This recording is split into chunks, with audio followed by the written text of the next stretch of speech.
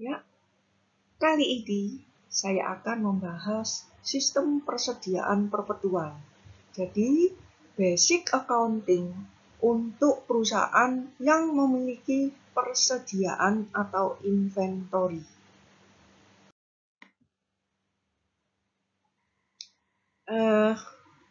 Proses accounting pada perusahaan jasa pada dasarnya adalah pertama, transaksi bisnis akan kita lakukan pencatatan, yaitu dalam jurnal umum.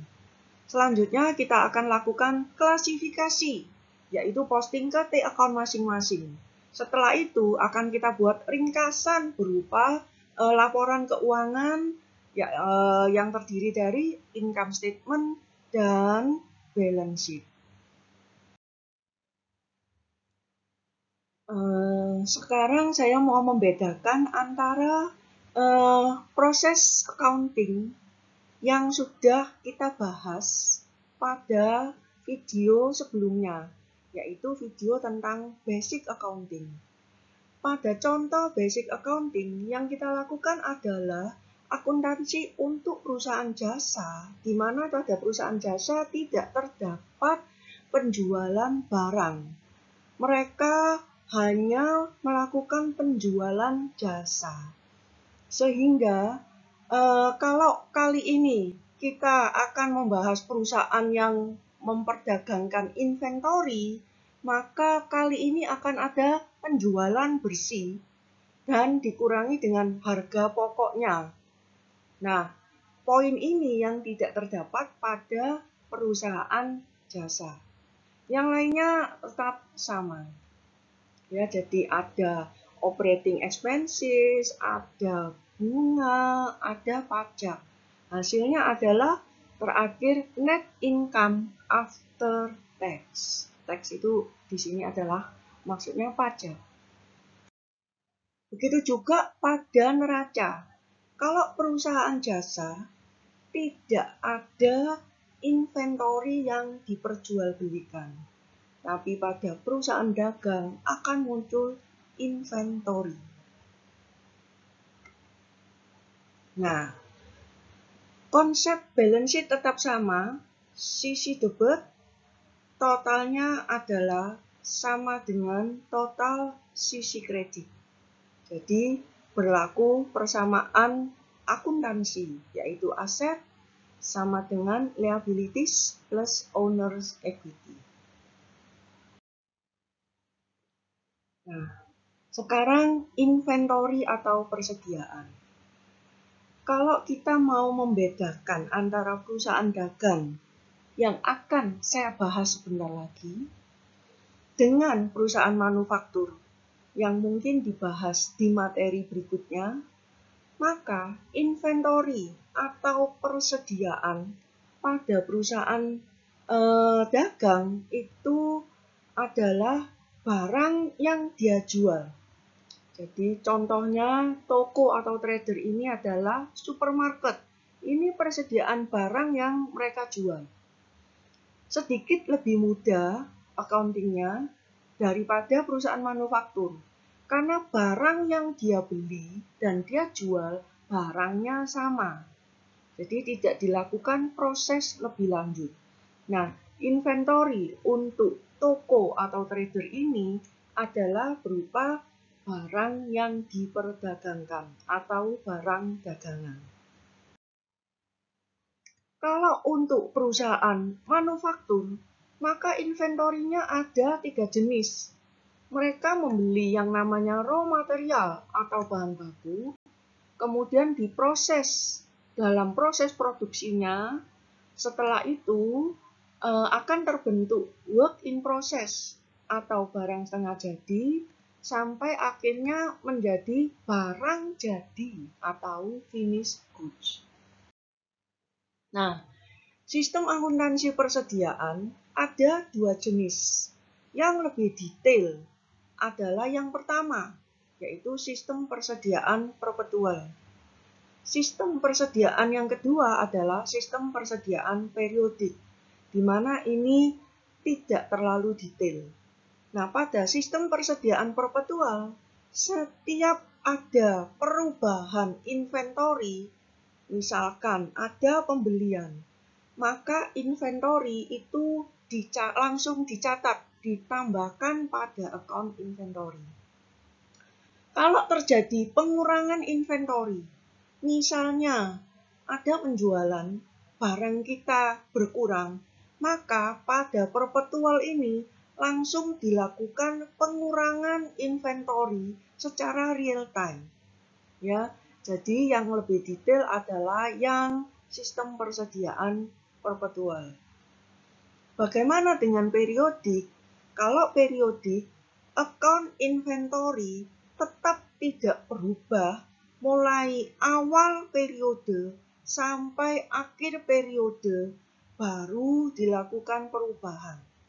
Ya, jadi yang periodik lebih tidak detail. Sekarang kita lihat perbedaan masing-masing. Nah, inventory yang perpetual di sini inventory dihitung secara real time berdasarkan transaksi yang terjadi. Kalau yang periodik, maka inventory ini tidak berubah sepanjang periode yang terkait. Jadi, dalam 1 bulan, karena periode kita bulanan, maka inventorinya tetap tidak berubah. Oke, kita lihat ada 3 titik waktu. Titik waktu pertama adalah pada saat pembelian inventory. Kita akan lihat perbedaan pencatatannya bagaimana. Kemudian titik waktu berikutnya, titik waktu di mana barang dijual. Perbedaan pencatatannya bagaimana. Dan titik waktu ketiga adalah titik waktu pada akhir periode. Jadi, pencatatan apa yang harus dilakukan pada perpetual maupun pada periodic inventory account. Nah, kita lihat pertama dulu. Pada titik pembelian inventory. Inventory pasti dicatat. Jadi pada saat pembelian pasti kita lakukan pencatatan. Tapi perbedaannya adalah kalau perpetual, langsung pencatatan itu kita lakukan pada account inventory, sehingga inventorinya langsung bertambah. Nah, kalau pada periodik, maka pencatatannya tidak dilakukan pada inventory, pada account inventory, karena account inventory jumlahnya akan tetap terus sepanjang periode yang terkait. Jadi, pencatatannya harus dilakukan pada account yang berbeda, yaitu misalkan account-nya adalah account pembelian atau purchases.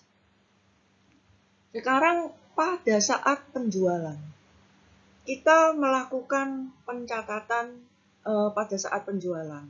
Nah, pada saat penjualan, pertama, penjualan pasti dicatat. Dua-duanya pasti akan melakukan pencatatan penjualan.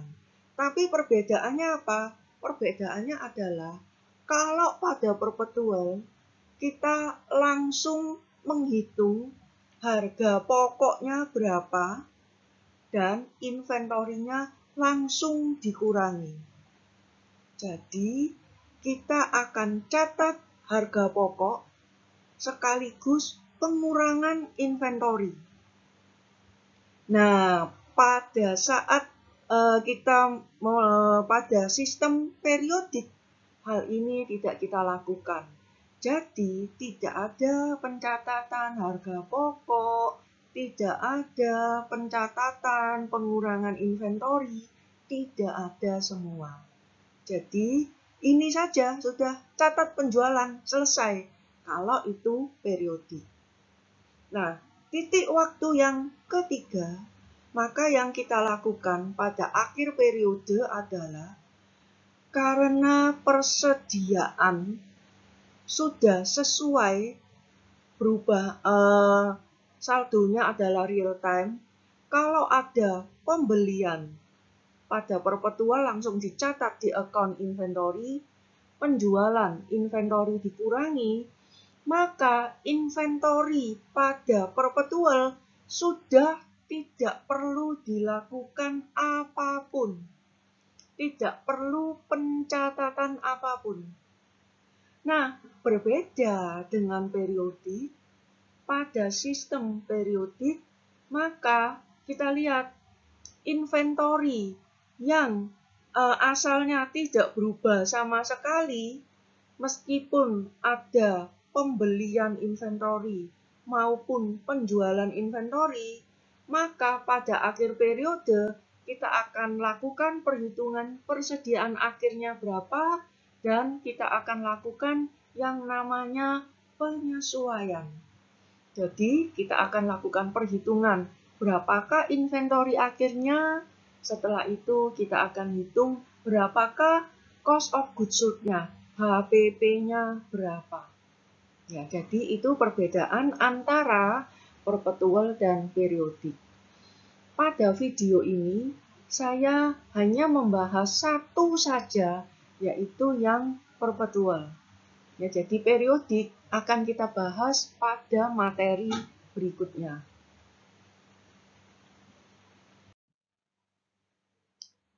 Pada sistem persediaan perpetual, maka dia akan mencatat persediaan dengan penambahan atau pengurangan persediaan secara real time. Ada pengurangan langsung dikurangi, ada penambahan langsung ditambah. Sehingga keuntungannya adalah jumlah persediaan dapat kita ketahui setiap saat. Ciri-ciri dari sistem persediaan perpetual adalah: pertama, jenis barangnya jelas dan terperinci. Kenapa? Karena dia mempunyai, tiap barang punya account masing-masing.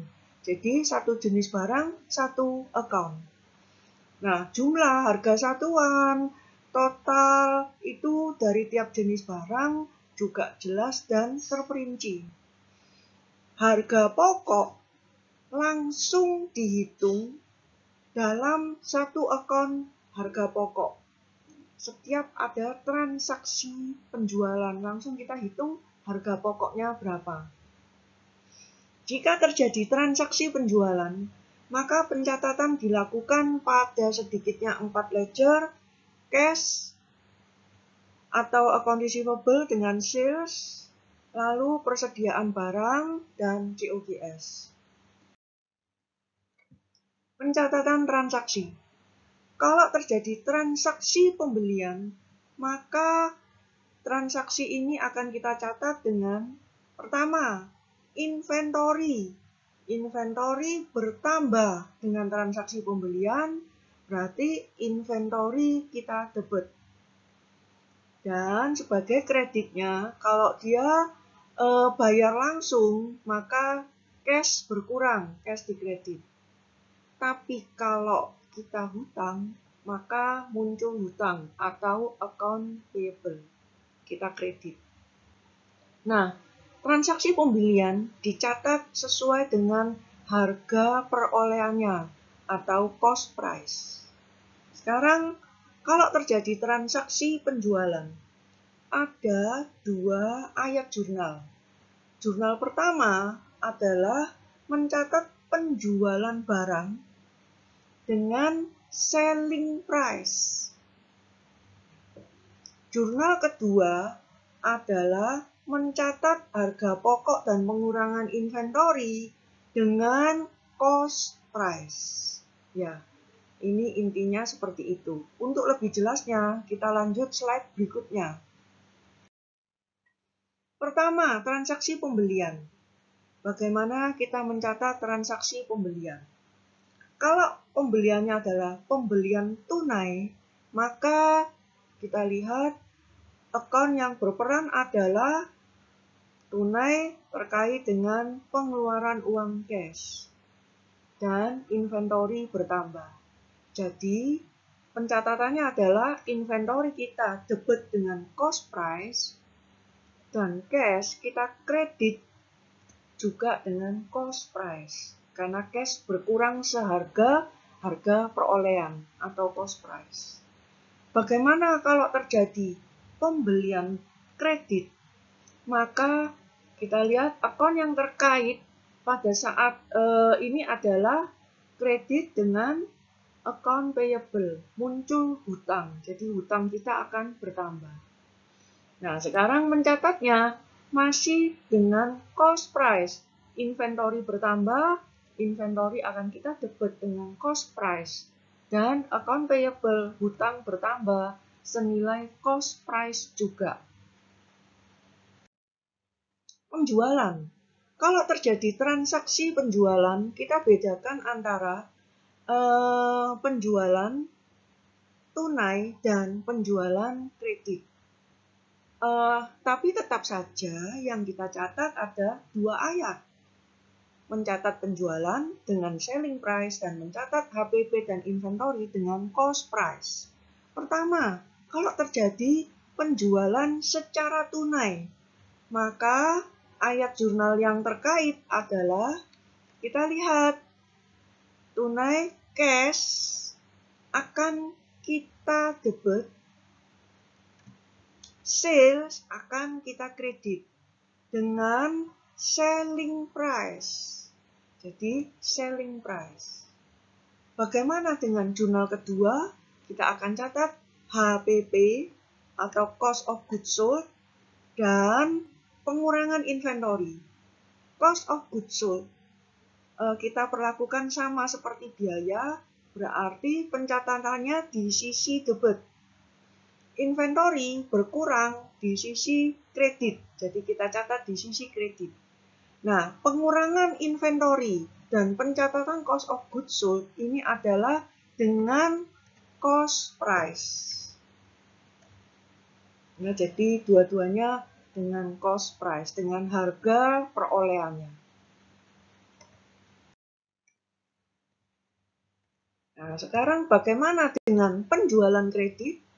Kalau penjualan kredit, maka akun yang terkait, karena dia kredit berarti belum bayar, muncul piutang, tambahan piutang atau account receivable, yaitu di sisi debit bertambah dan sales di sisi kredit dengan selling price. Nah, jadi dua-duanya dengan selling price. Bagaimana dengan ayat jurnal yang kedua? Ini tetap tidak berubah. Jadi COGS atau cost of goods sold akan kita debit dengan cost price dan inventory juga akan kita kurangi dengan mengkredit dengan cost price juga. Sebagai contoh transaksi pembelian dan penjualan yang sederhana dengan sistem perpetual. Misalkan pada tanggal 1 Juni perusahaan punya persediaan awal 4 unit. Harganya 12.000, berarti per unitnya 3.000. Terjadi pembelian kalau kita total sepanjang 1 bulan, pembeliannya adalah 12 unit A 3.000, 36.000. Penjualan dilakukan penjualan kredit sebesar 7 unit dengan harga 5.000. Tanggal 30 Juni tersisa persediaan akhir 12 dikurangi 7, 5 plus persediaan awal 4, berarti persediaan akhirnya ada 9 unit. Ya, persediaan akhirnya 9 kali 3.000 jadi 27.000. Pertama, persediaan awal. Kita siapkan dulu account inventory pada cost price, yaitu 12.000. Berikutnya, pembelian. Pembelian kredit. Jadi ini kredit, jadi kita muncul hutang. Ya, jadi pencatatannya, ayat jurnalnya adalah inventory bertambah 36.000. Kita debit 36.000 dan kemudian muncul hutang, account payable juga 36.000. Jadi ini adalah ayat jurnal untuk mencatat pembelian kredit dengan cost price. Berikutnya, mencatat transaksi penjualan. Penjualannya adalah 7 unit secara kredit dengan harga jual 5.000 per unit. Jadi, kita mencatat penjualan dengan selling price. Ya, ini penjualannya. Karena penjualan kredit muncul piutang 35.000. Pendapatan sales 35.000. Nah, untuk mencatat harga pokok, maka ini yang kita lakukan. COGS 7 kali 3.000. COGS-nya harga pokoknya 21.000 dan inventory kita kurangi sebanyak 21.000 dengan kita kredit 21.000. Ini T-account-nya. Account receivable, sales, inventory. Inventory asalnya ada 12.000, beli 36.000. Sekarang dengan transaksi penjualan, dia berkurang 21.000. Nah, jadi ini adalah T-account untuk transaksi penjualan secara kredit. Nah, pada akhir periode, biasanya setiap akhir periode dilakukan penyesuaian atau yang sering kita sebut sebagai adjustment. Apakah pada akhir periode untuk perpetual perlu melakukan penyesuaian persediaan akhir? Ternyata tidak perlu. Kenapa? Karena rekening inventory sudah menunjukkan saldo yang benar, yaitu 27.000. Oke, kita lihat. Asalnya adalah saldo awal 12.000, beli 36.000 berarti bertambah, dijual 7 unit berkurang 21.000. Kita hitung berapa totalnya, 48 debit dan 21.000 kredit, berarti selisihnya adalah 27.000, maka saldo akhirnya adalah debit 27.000 rupiah. Nah, jadi ini adalah jurnal penyesuaiannya. Ya, rekening persediaan dan buku pembantu. Setiap perubahan dalam persediaan akan diikuti dengan pencatatan di dalam rekening persediaan sehingga jumlah persediaan sewaktu-waktu bisa kita ketahui, yaitu dengan melihat kolom saldo pada account inventory atau persediaan. Nah, inventory atau persediaan itu account kontrol. Biasanya akan dilengkapi dengan account pembantu persediaan yang isinya adalah kuantitas dan harga perolehan setiap jenis barang. Di setiap jenis barang yang kita sebut sebagai kartu persediaan, yaitu kalau ada transaksi di tiap jenis persediaan dicatat di account persediaan tersebut. Nah, kartu persediaan atau inventory isinya adalah nama, tempat penyimpanan, kode barang, dan kolom yang dipakai untuk mencatat transaksi. Itu ada tanggal, ada penambahan yaitu pembelian, dan ada penjualan serta saldo. Berapa saldonya? Ini adalah contoh dari account persediaan. Ada nama barangnya, ini adalah kolomnya, tanggal, pembelian untuk mencatat penambahan, pengurangan, ini totalnya nilainya berapa. Dan ini saldo akhir kita untuk contoh kita yang tadi. Keuntungan sistem persediaan perpetual. Pertama, pencatatan persediaan menunjukkan kuantitas persediaan setiap saat secara real time. Account persediaan akan menunjukkan saldo persediaan yang ada pada akhir periode. Dalam hal ini akhir bulan. Jadi kita tidak perlu mengetahui saldo akhir dengan menghitung secara fisik persediaan akhir kita berapa. Lalu, HPP diketahui untuk setiap transaksi penjualan, sehingga laba kotor setiap transaksi penjualan dan setiap total penjualan yang kita lakukan bisa langsung kita ketahui tanpa menunggu akhir periode. Karena kita sudah tahu saldo akhir persediaan dan HPP, maka tidak perlu lagi jurnal penyesuaian. Kecuali jika ada ketidaksesuaian antara catatan rekening kita berapa, akun persediaan kita isinya berapa, dengan secara fisik persediaan kita kalau ada ketidakcocokan, terpaksa kita lakukan penyesuaian dengan jurnal penyesuaian atau adjustment. Sekarang kita akan masuk pada contoh soal. Perusahaan yang kita bahas adalah Buck & Company. Itu adalah perusahaan dagang atau trading yang menjual dua jenis produk. Satu mesin cuci, satunya mesin pengering. Perusahaan menyewa toko.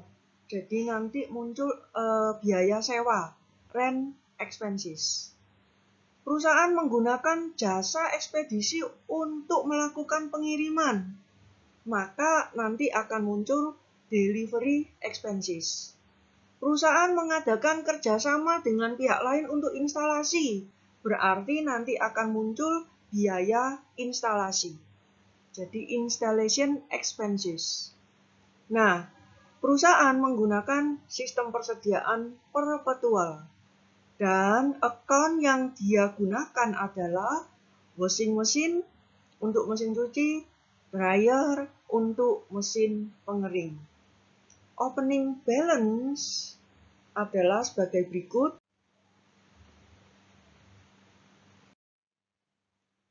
Opening balance-nya, saldo awalnya kita tuliskan dalam huruf A. Jadi ada cash, account receivable, dan sebagainya. Jumlah totalnya adalah sama. Ini piutang. Kita bisa nagih ke dua perusahaan ini. Ini adalah hutang. Modern mesin ini supplier kita, sehingga kita lihat cukup besar saldo hutang kita kepada modern mesin. Transaksi yang terjadi cukup banyak, B, C, D, E, F, dan seterusnya sampai S cukup banyak. Nah, akun yang terkait dengan balance sheet atau neraca. Cash, account receivable, inventory ada dua, washing machine and dryers. Hutang, account payable, capital stock, dan return earning atau earn surplus. Sedangkan account untuk rugi laba, kita lihat pendapatan ada dua macam. Pertama, pendapatan dari penjualan mesin cuci dan dryer. Yang kedua adalah pendapatan pada saat instalasi mesin cuci dan dryer tersebut di rumah customer. Sekarang biaya. Harga pokok, cost of goods sold dari mesin cuci dan dryer yang kita jual. Biaya kirim, biaya sewa tempat, instalasi kita menggunakan jasa pihak lain untuk melakukan instalasi, iklan, gaji. Ya, jadi ini akun-akun yang kita gunakan nantinya. Nah, P akunnya. Pertama kita masukkan dulu akun-akun balance sheet. Jadi misalnya ini cash, ini akunnya, account receivable. Washing machine saya tulis lengkap seperti akun dari pembantu persediaan, kartu persediaan. dryer, account payable, capital stock, dan earn surplus atau return earning. Ya, ini adalah data opening balance kita. Seperti biasa, account rugi laba belum muncul karena saldonya selalu dimulai dari angka 0 supaya pendapatan dan biaya periode sebelumnya tidak tercampur dengan pendapatan dan periode ini. Jadi saldonya 0. Kalau neraca diteruskan dari periode lalu, yang lalu uang cash 2.100, sekarang harus kita teruskan. Transaksi B. Bayar sewa toko 240 untuk periode ini. Jadi periode kita adalah periode bulan Mei. Ini journalingnya kita catat pada rent expenses, debit karena dia biaya, cash berkurang, cash kita kredit. Ya. Jadi untuk mencatat pembayaran sewa toko bulan ini. T-account-nya sekarang. Ya, jadi sebelum kita mencatat T-account yang masukkan transaksi di sini, maka saya akan membuat semua T-account untuk biaya dan pendapatan. Jadi meskipun masih kosong, saya siapkan dulu. Jadi tadi dikatakan ada COGS, ada rent expenses, instalasi, delivery, advertising, dan salary. Yang pendapatan akan ada sales dan installation income. Jadi ada dua pendapatan. Ada installation income, kita bisa menagih dari pihak pelanggan yang kita pasangkan. Yang masang adalah pihak lain, waste company. Jadi installation expenses. Sekarang transaksinya. Debit rent expenses. Ya, jadi rent expensesnya debit.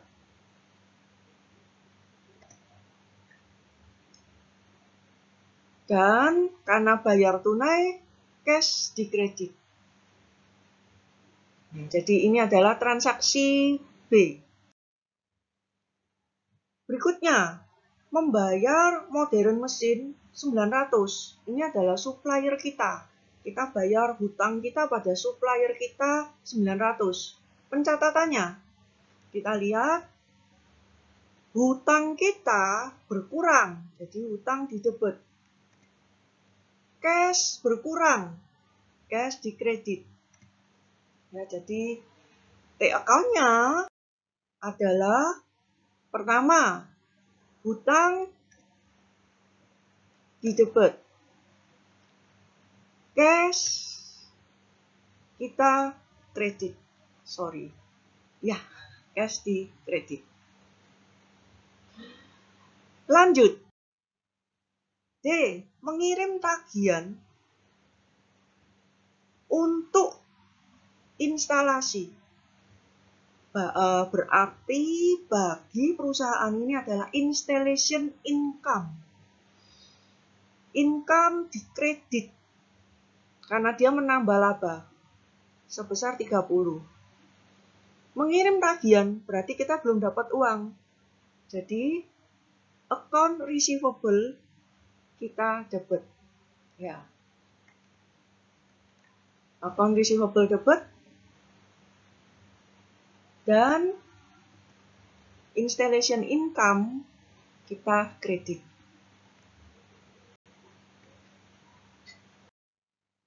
Di account-nya kita lihat account receivable, kita lakukan pendebitan, dan installation income kita lakukan pengkreditan $30. Selanjutnya, menjual secara tunai, penjualan tunai, 6 mesin cuci dengan harga jual setiap mesinnya 400, jadi totalnya 2.400. harga belinya adalah 250 per unit. Oke, penjurnalannya. Pertama, cash dan sales, kita lakukan penjurnalan cash debit dengan harga jual dan sales kredit dengan harga jual, selling price. Lalu, untuk mencatat HPP dan pengurangan persediaan akhir, kita lihat bahwa 6 mesin cuci harga pokoknya 6 kali 250. Jadi, kita debit 250. Sedangkan inventory washing mesinnya akan kita kurangi, jadi kita kredit 1.500. T-account-nya sekarang. T-account-nya kita lihat cash bertambah, kita debit, sales bertambah, pendapatan bertambah di kredit, COGS 1.500 debit, mesinnya, washing mesinnya berkurang sebesar 1.500 juga. Transaksi berikutnya, F. Membeli dari, ini supplier kita nih, membeli secara kredit. 12 mesin kali 250, 3.000. 6 dryer kali 200, 1.200, totalnya 4.200. Jadi ini pembelian kredit. Jurnalnya pertama, mesin cuci bertambah dulu. Jadi mesin cuci kita debit 3.000. Dryer kita debit 1.200 dan mesin pengering account payable kita kredit 4.200.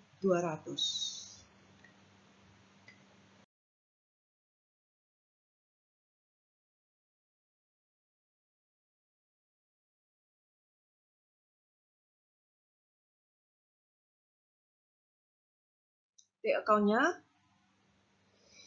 washing mesin bertambah 3.000.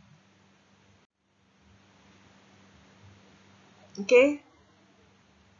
Washing mesin bertambah 3.000. Nah, jadi washing mesin kita debit 3.000. Kemudian dryernya kita debit 1.200.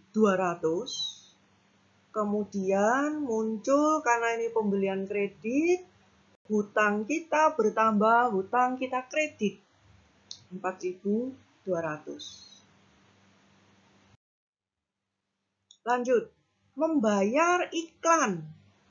Berarti akan muncul advertising expenses karena biaya mengurangi laba, berarti biaya di debit 40. Dan karena sudah bayar, cash-nya sudah berkurang. Jadi cash kita kredit. T-account-nya.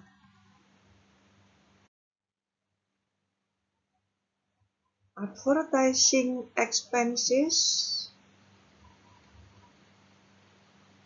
debit cash kita kredit.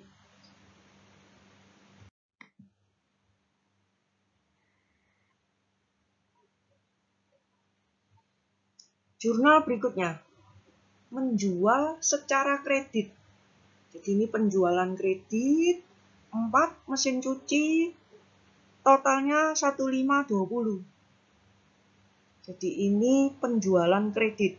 Jadi kita akan dapatkan account receivable dan sales dengan harga jual. Account receivable dan sales dengan harga jual.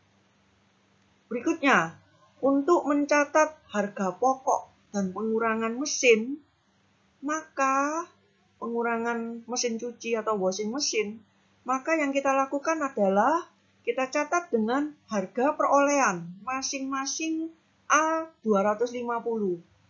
Jadi muncul yang namanya COGS 1000, 4 kali 250, dan washing mesinnya berkurang 1000. Jadi washing mesin kita kredit 1000. T account-nya. Pertama, kita lihat account receivable bertambah dengan harga jual, sales bertambah dengan harga jual. Lalu harga pokoknya adalah 4 kali 250, 1000, kita debit, dan barangnya, washing mesinnya berkurang, jadi kita kredit 1000. Berikutnya, menerima pembayaran dari L-Wheels. Menerima pembayaran berarti cash bertambah, cash di debit 120. Dari L-Wheels, Wheels ini membayar hutangnya pada kita. Jadi bagi perusahaan kita, account receivable atau piutang kita akan berkurang. Jurnalnya, cash debit, account receivable berkurang, account receivable kredit. T account-nya, cash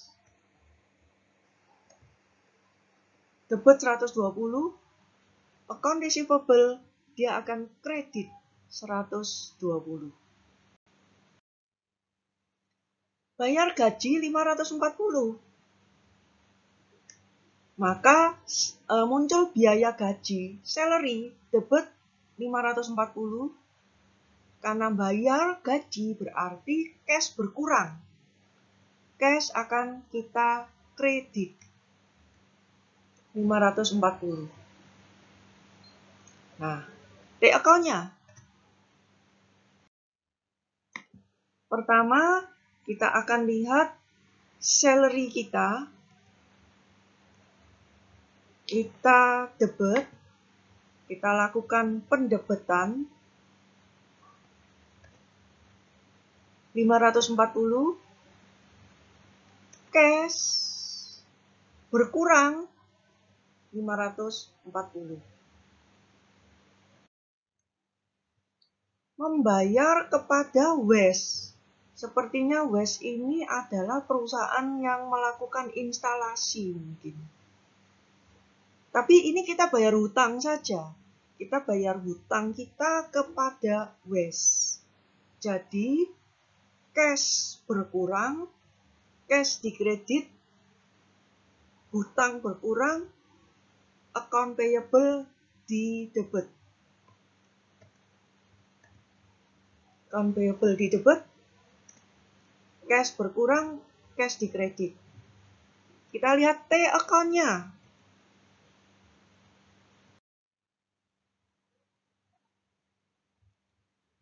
Hutang berkurang, hutang kita debit, cash berkurang, cash kita kredit. L, menjual secara kredit. Jadi ini penjualan kredit, kita akan dapat account receivable dan sales. Kita lihat yang dijual mesin cuci 400, dryer 320. Jadi salesnya 720. Salesnya totalnya 720 plus biaya instalasi yang kita bebankan ke pelanggan. Jadi bagi kita ini adalah pendapatan instalasi. Installation income 70. Jadi total yang kita tagih 790. Jadi account receivable kita itu bertambah 790.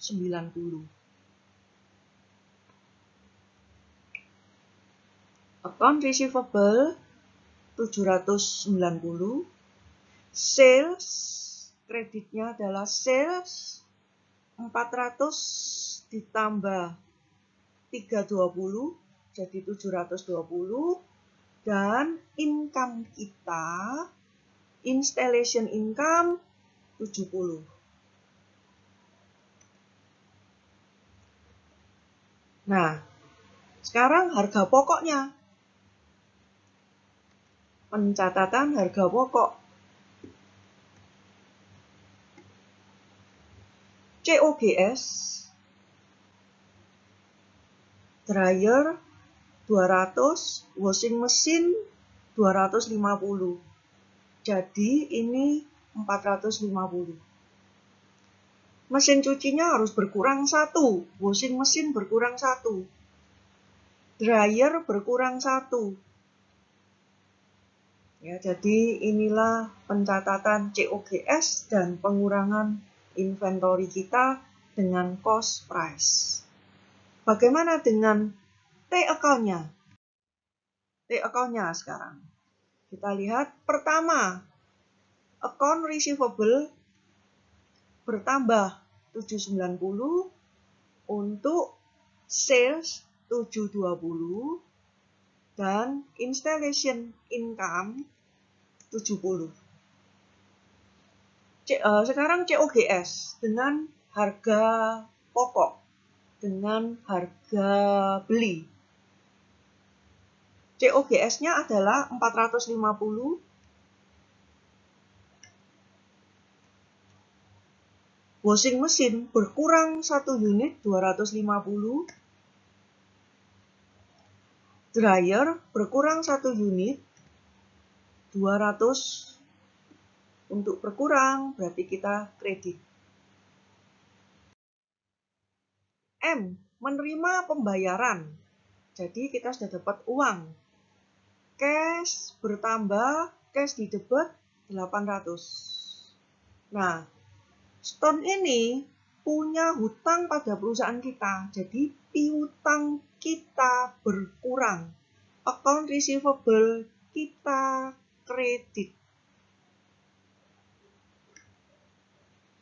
Jadi cash bertambah dulu, cash di debit, account receivable kita kredit. Sekarang T account-nya. Jadi account yang terkait cash bertambah, account receivable berkurang, berarti kita kredit 800. N, menjual tunai. Jadi ini penjualan tunai. Kita sudah dapat cash, debit 960. Penjualannya, sales, kita kredit 960, yaitu dengan harga jual, selling price. Cash dengan selling price, sales dengan selling price. Lalu, harga pokok dan pengurangan persediaannya, kita tahu dryer kita harga pokoknya 200. Kali 3 berarti harga pokoknya 600. Jadi kita catat, COGS kita debit 600. Dan dryer kita persediaannya berkurang 600. Jadi kita kredit 600. T account-nya. Pertama, penjualan tunai 960, debit, cash bertambah 960. Sales, penghasilannya kita akui, penghasilan dari penjualan adalah 960. Harga pokoknya 600. Dan dryer kita berkurang 600, berarti dikredit 600. O, menerima tagihan, berarti belum keluar uang. Jadi, account payable hutang kita, account payable bertambah, account payable dikredit 80. Ini bayar apa sih? Oh, bayar iklan. Bulan ini, periode ini. Jadi, advertising expenses kita debit 80 karena biaya mengurangi laba. Jadi, biaya itu didebit. Oke, pencatatannya. Pertama, advertising expenses didebit dan menerima tagihan account payable kita kredit. T account-nya muncul advertising expenses dan hutang bertambah, hutang kita kredit. P, membayar 140, berarti cash kita kredit 140. Untuk perusahaan ekspedisi dan itu untuk pengiriman bulan Mei. Jadi ini ekspedisi bagi kita adalah delivery expenses. Ya, jadi delivery expenses 140 debit, cash kredit 140. Jadi ini pencatatannya. Delivery expenses, debit 140, cash, kita kredit 140. Nah, T account. Delivery expenses,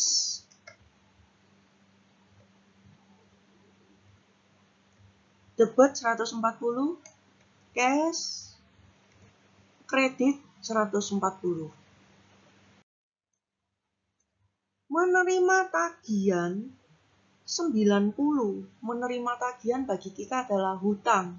Account payable bertambah, account payable dikredit 90. Bayar apa? Instalasi selama bulan Mei.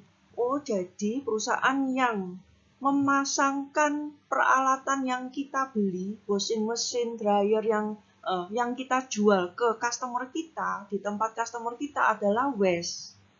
Ya, jadi bagi kita adalah biaya instalasi. Biaya instalasi, installation expenses, didebit 90. Menerima tagihan berarti account payable, kita kredit 90. Ini jurnalnya.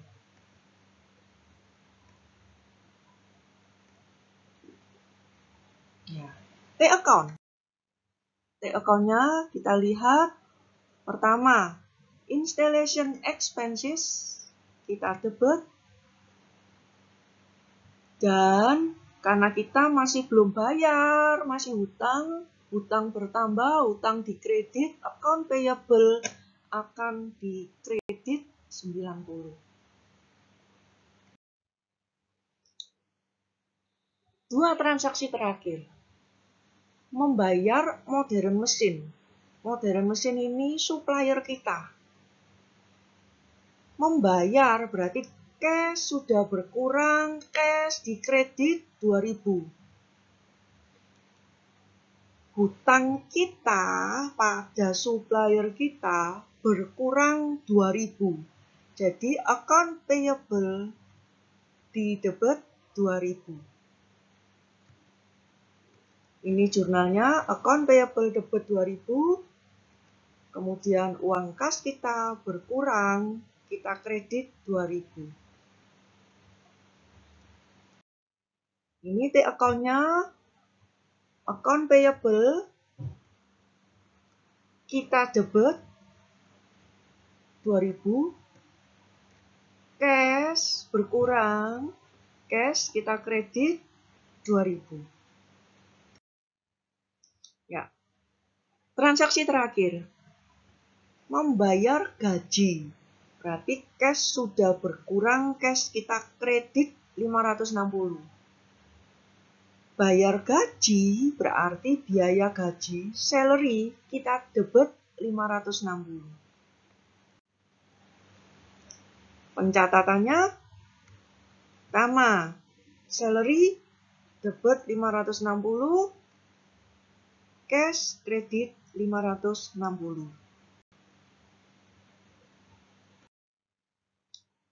Salary. Kita akan lakukan debit, pencatatannya 560, dan cash berkurang. Maka cash akan kita kredit 560. Nah, transaksi B, C, D, dan seterusnya sampai S sudah selesai kita catat dan kita klasifikasikan ke T account masing-masing. Ya, jadi sekarang saya ingin mencari saldo akhir. Misal, ini adalah transaksi kita, semua transaksi kita. Mencari saldo akhir yang kita lakukan adalah, pertama kita cari jumlahnya dulu. Kita jumlah ke bawah untuk masing-masing. Misalkan ini cash, jumlah kreditnya, dan ini selisihnya. Supaya jumlahnya sama 6380, ini selisihnya. Dengan demikian, saldo dari cash adalah saldo debit 1860. Sama untuk account receivable, kita jumlah ke bawah. Selisihnya adalah saldo debit. Jadi supaya sama, saya tulis selisihnya di kredit. Sisi kredit. Setelah itu, kita tahu bahwa inilah saldo piutang atau account receivable. Sekarang untuk account payable. 3.000, jumlah ke bawah, 5820, selisihnya pasti saldonya adalah saldo kredit, karena kreditnya lebih besar dari debitnya. Saya tulis selisihnya di sini. Selisihnya adalah 2820, berarti saldonya adalah 2820 saldo kredit. Ya. Nah, ini saya lakukan untuk semua. Washing machine, dryer, sales, installation income, semua saya lakukan. Oke, sekarang kita sampai pada worksheet. Kita lihat ada worksheet untuk perusahaan. Tanggalnya adalah pada akhir periode. Karena periode kita bulan Mei, maka ini worksheet tanggal 31 Mei. Worksheet dibuat pada akhir periode. Sekarang pada worksheet terdapat yang namanya trial balance. Trial balance adalah daftar semua account. Apakah dia adalah account balance sheet maupun account rugi laba. Saya ulangi, trial balance adalah daftar semua account beserta saldonya, saldo akhir, yang dibuat pada akhir periode akuntansi dengan tujuan membantu pembuatan laporan keuangan. Kita lihat pada trial balance, pertama harus pasti dulu bahwa total debit sama dengan total kredit. Kalau tidak sama, pasti ada kesalahan. Lalu kita buka berikutnya. Saldo-saldo ini akan kita teruskan ke kolom yang terkait. Cash sampai return earning akan kita tuliskan di bawah lajurnya balance sheet. Pendapatan, sales, dan income, installation income beserta biaya-biaya akan kita teruskan pada account income statement. Jadi kalau kita lihat sales, installation income, biaya, kita teruskan pada account income statement. Sedangkan cash sampai return earning akan kita teruskan pada account balance sheet. Nah, kalau pada trial balance, saldo debit dan kreditnya sama, kalau pada income statement dan saldonya ini tidak sama. Selisihnya kita lihat pendapatan lebih besar dari biaya, berarti selisihnya adalah profit. Setelah kita tambahkan profit, baru saldonya bisa sama. Demikian juga pada balance sheet. Selisihnya pasti juga selisih profit ini, karena profit belum kita masukkan pada laba yang ditahan atau return earning. Jadi, pasti debit lebih besar daripada saldo kredit. Selisihnya ada pada sisi kredit. Setelah kita masukkan selisih ini, maka barulah nilai debit totalnya sama dengan total kredit. Nah, closing entry-nya. Saya buatkan profit and loss summary. Kemudian sales, penjualan kita yang totalnya 5.600, kita nolkan, yaitu kita debit. Sebagai lawannya adalah profit and loss summary kredit. Sekarang berikutnya, installation income ada 100. Kita lihat untuk mengenolkannya 100 kredit harus kita debit 100. Dan kita netralisir temannya adalah profit and loss summary 100 juga. Sekarang bagaimana dengan account biaya? Harga pokok totalnya 3550. Kita akan kredit dia supaya nilainya habis untuk COGS dan sebagai lawannya kita kredit di profit and loss summary. Begitu juga dengan biaya-biaya yang lain.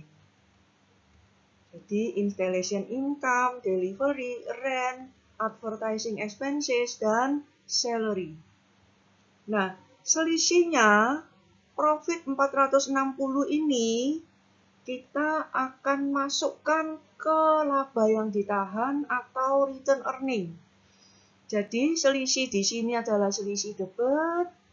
Kita tambahkan pada laba yang selisihnya ini akan mengkredit return earning atau laba yang ditahan. Sehingga laba yang ditahan sekarang saldonya adalah 1.810.